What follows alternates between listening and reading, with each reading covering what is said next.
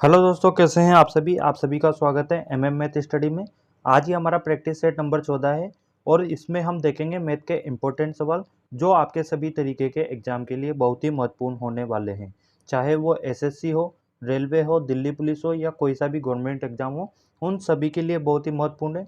तो वीडियो को एंड तक देखना और वीडियो को लाइक करना। चलिए वीडियो को शुरू करते हैं। ये अपना पहला सवाल है कि 0.01 का स्क्वायर का मान क्या होगा। तो चलिए इसको सोल्व करते हैं। 0.01 का मान दे रखा है तो इसको हम 0.01 और 0.01 इसको गुणा कर देंगे। यहाँ से हम पॉइंट हटाएंगे तो यहाँ पे 100 लिखेंगे और इसका पॉइंट हटाएंगे तो 100 लिखेंगे। अब 1 का गुणा 1 से करेंगे तो अपने पास कितना आएगा 1, और नीचे है 100 गुणा 100 मतलब 10,000। 1 2 3 4 जीरो है नीचे तो ऊपर 4 छोड़ के पॉइंट लगाएंगे। एक तो एक खुद हो गया, एक जीरो लगा दिया 2, ये 3 और ये 4।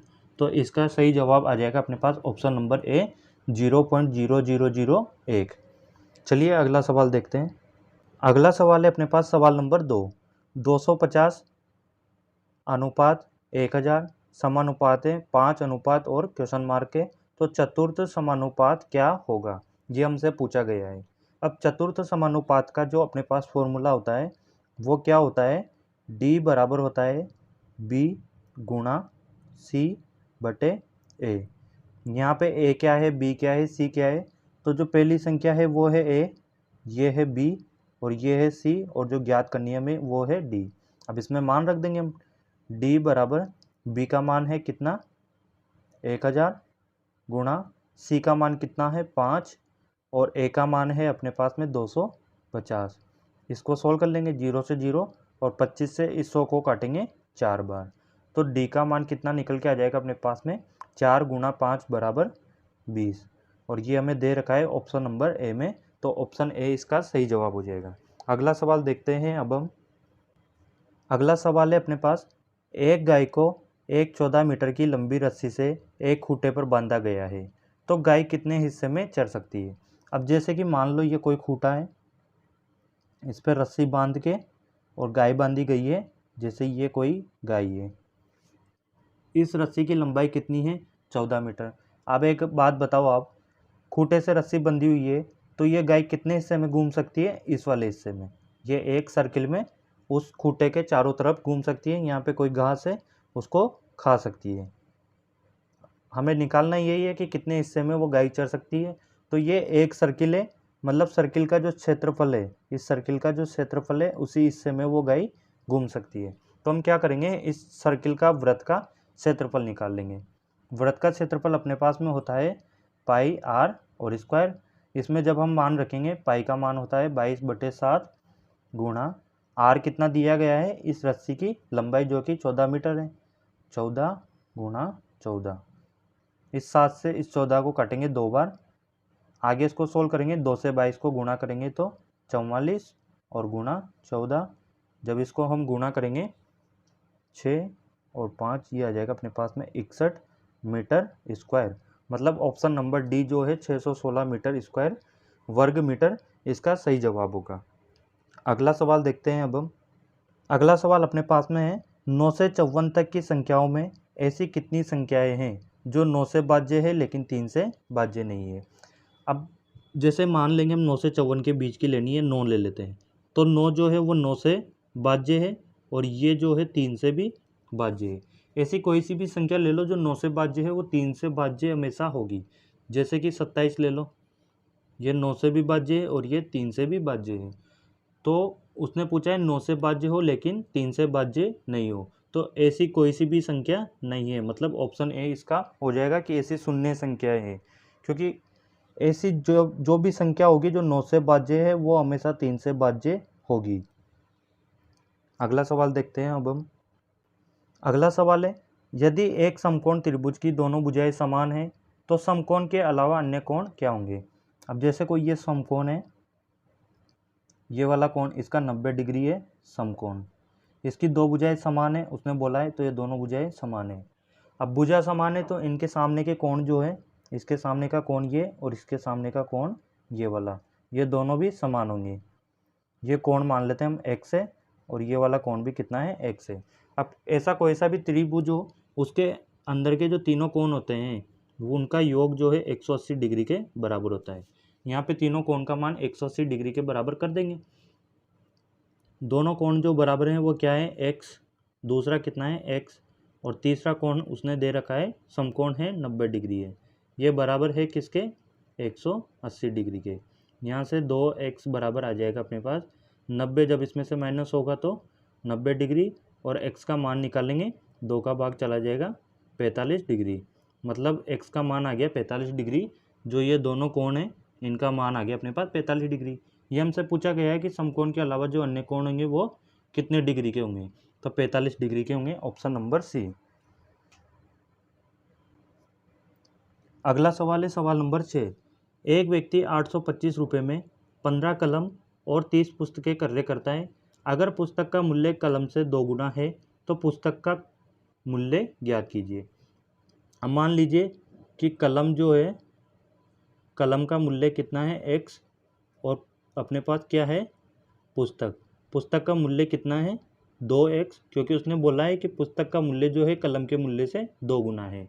अब उसने क्या किया, 15 तो कलम खरीदे, 15, एक कलम का मूल्य है x तो 15 का हो जाएगा 15x, और प्लस 30 पुस्तक खरीदी, 30, एक पुस्तक का मूल्य कितना है 2x, 30 का हो जाएगा 30 गुणा 2x, यह बराबर किसके हैं 825 रुपये में। मतलब 825 रुपये में उसने 15 कलम और 30 पुस्तकें खरीदी।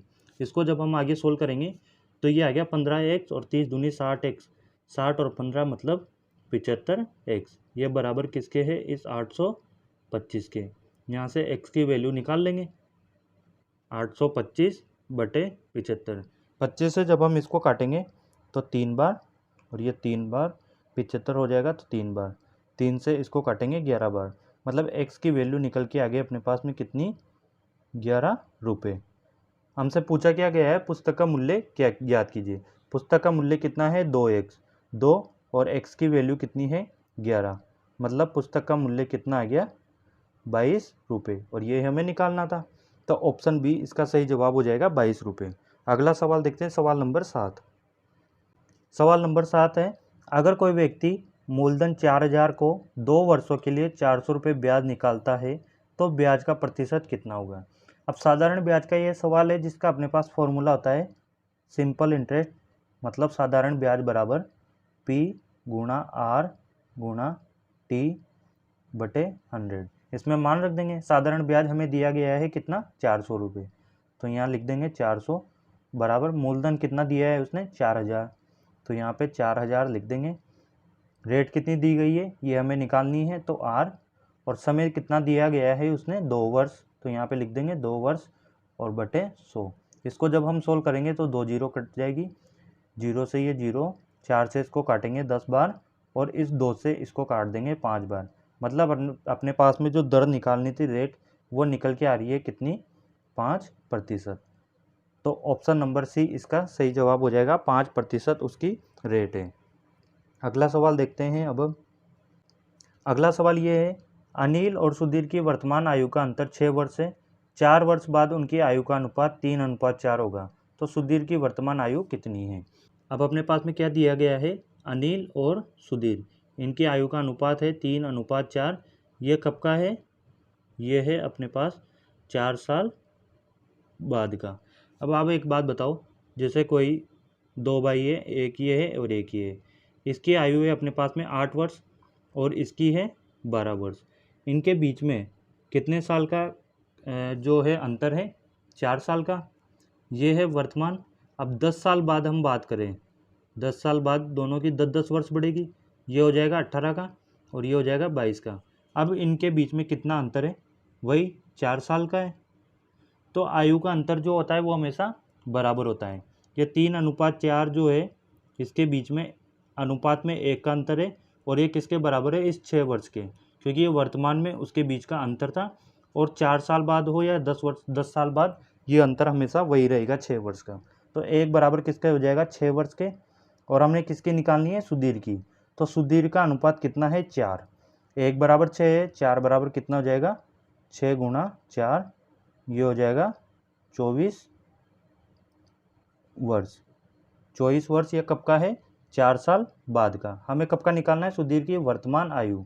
तो 4 साल बाद 24 का है, 4 साल पहले कितने का होगा? इसमें से 4 माइनस हो जाएगा, मतलब कि 20 साल का। और ये हमें निकालना था कि वर्तमान आयु उसकी कितनी होगी। तो ऑप्शन सी 20 वर्ष इसका सही जवाब हो जाएगा। अगला सवाल देखते हैं, सवाल नंबर 9। सवाल नंबर 9 है, यदि एक संख्या का 37 सही 1/2% 900 है तो उसका 62 सही 1/2% कितना होगा? अब मान लो कोई संख्या है x, उसका 37 सही 1/2%, प्रतिशत का मतलब होता है 1/100, बराबर है किसके? इस 900 के। इसको जब हम आगे सोल्व करेंगे, x गुणा 37 सही 1/2 को सोल्व करेंगे तो ये आ जाएगा अपने पास में 75/2 और गुणा ये 100 बराबर है किसके? 900 के। 25 से इसको काट लेंगे 3 बार, 25 से 4 बार, और 3 से ये कटेगा अपने पास 300 बार। x का मान यहाँ पे अपने पास कितना निकल के आ रहा है? इस 8 से जब इस 3 को गुणा करेंगे तो 2400। ये तो अपने पास निकल के आया है x का मान। हमसे क्या पूछा गया है? उसका 62 सही 1/2%। तो 62 सही 1/2, 62 सही 1/2 और प्रतिशत 1 गुणा 100। इसको हम आगे और सोल्व कर लेंगे। 2400 गुणा 62 सही 1/2 अपने पास कितना होता है? 125/2 और ये गुणा 100। जब हम इसको आगे और सोल्व करेंगे, ये चला जाएगा 2 जीरो और 2 से ये चला जाएगा 12 बार। 12 गुणा 125 अपने पास कितना हो जाएगा? 12 पंजे 60, 6 24 30 हो गए, 12 और 3 1500। मतलब उसका मान निकल के आ गया कितना? 1500, ऑप्शन नंबर सी। अगला और लास्ट सवाल देखते हैं अब। ये लास्ट सवाल है, ए, बी और सी एक काम को क्रमशः 24, 6 और 12 दिनों में पूरा कर सकते हैं। साथ मिलकर वे उसे कितने दिन में पूरा करेंगे? अब चलिए देखते हैं इसको। अपने पास दिया गया है ए, बी और सी। इसका दिया गया है 24 दिन में, बी का दिया गया है 6 दिन में और सी का कितने? 12 दिन में। हम टोटल वर्क मान लेंगे इनका, टोटल काम, इनका एलसीएम ले लेंगे। एलसीएम कितना? 24 आ गया।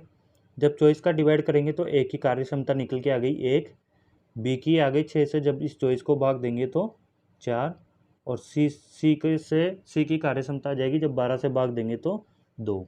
हमसे क्या बोला गया है? साथ मिलकर उसे कितने दिन में करेंगे। यह इनकी कार्यक्षमता है। तीनों की टोटल कार्यक्षमता कितनी आ जाएगी अपने पास में निकल के? 7। और इस टोटल वर्क में जब इस कार्यक्षमता का भाग देंगे तो अपने पास दिन निकल के आ जाएंगे कि तीनों मिलकर इतने दिन में करेंगे। तो ये कितना आ जाएगा? 24/7।